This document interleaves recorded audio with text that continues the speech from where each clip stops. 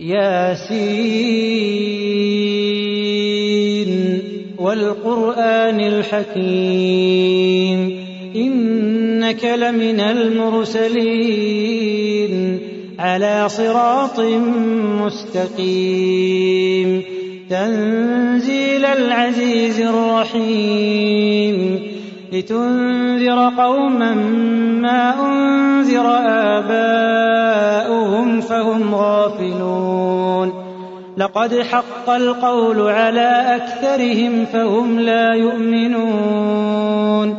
إنا جعلنا في أعناقهم أغلالا فهي إلى الأذقان فهم مقمحون